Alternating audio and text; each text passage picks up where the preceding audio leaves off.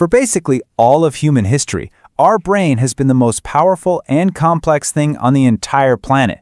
But now, well, now we've got a new contender in the ring, thanks to the rise of artificial intelligence, especially things like ChatGPT. So on one side, you have this beautiful, kind of chaotic, organic web that is the human brain. And on the other, you've got the clean, structured, lightning-fast logic of an AI. And for the very first time, we're seeing technology that doesn't just calculate things for us, but it creates, it reasons, and it talks to us on a level that feels, well, human. And that right there brings us to the big question, the one we're really going to dig into here. In this ultimate showdown of intelligence, who actually comes out on top? Okay, so to really understand this battle, we first have to get to know the fighters. So let's meet our two contenders. First up, we have the reigning champion, the human brain. And this isn't just some squishy gray matter, right? It's a massive, living communication network. It's what lets us think and imagine and learn and feel all these complex emotions. It's the source of everything from incredible scientific breakthroughs to, really bad poetry. And the scale of this thing is it's mind-boggling. We're talking about 86 billion neurons. To put that into perspective for you, that's more than 10 times the number of people on Earth. And every single one of those neurons is having thousands of tiny conversations with its neighbors all at once, creating this network of connections so vast it's almost impossible to even comprehend. And now for the challenger, artificial intelligence. At its core, what AI is really trying to do is copy that biological system. It uses what we call artificial neurons that are arranged in layers, creating these neural networks. And these networks are designed specifically to recognize patterns, learn from absolutely massive amounts of data, and then make decisions based on all that. So, we've met the contenders. Now it's time for the main event, the head-to-head comparison. Let's see how they really stack up against each other. This table breaks it down perfectly. Okay, so when it comes to pure speed, AI wins. It's not even a contest. It can run millions of calculations in the blink of an eye. But our brains, while they're slower, they excel at something else, intuition. And what about learning? A little kid can figure out what a cat is after seeing just one or two of them. An AI? It needs to be shown millions of pictures of cats. And that difference leads to the biggest distinction of all, the type of intelligence. We humans, we go deep. We're creative, we're emotional. AI, on the other hand, is incredibly broad. It's amazing at recognizing patterns, but its understanding is often described as, well, kind of shallow.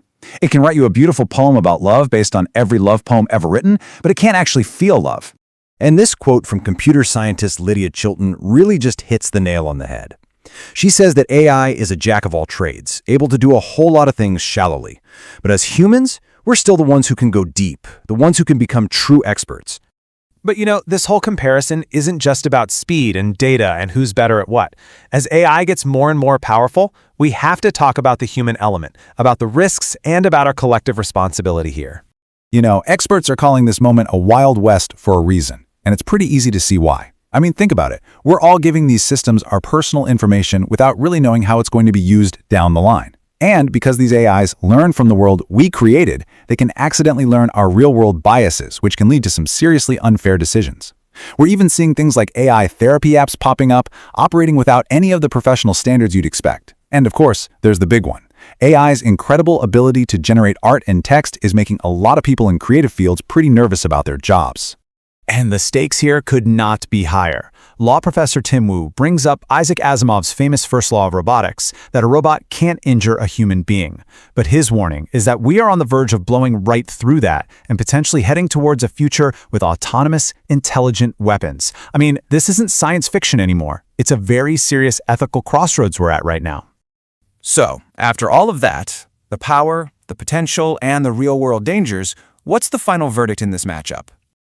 Well, here's the twist. It turns out this isn't really a versus match at all. The future isn't about AI replacing humans, it's all about partnership. And this image, I think, captures the real path forward perfectly.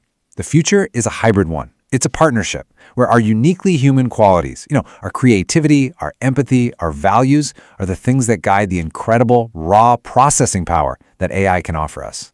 Because let's not forget, AI is one of the greatest inventions of our time, but it's still just that, an invention. It's a tool that was created by us and is guided by us.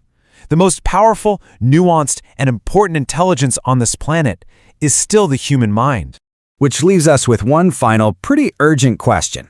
As one expert put it, the bots aren't just knocking on the door anymore. They are already in the room. So the real question isn't who is more powerful. The real question is, what will we, the humans, ask them to do?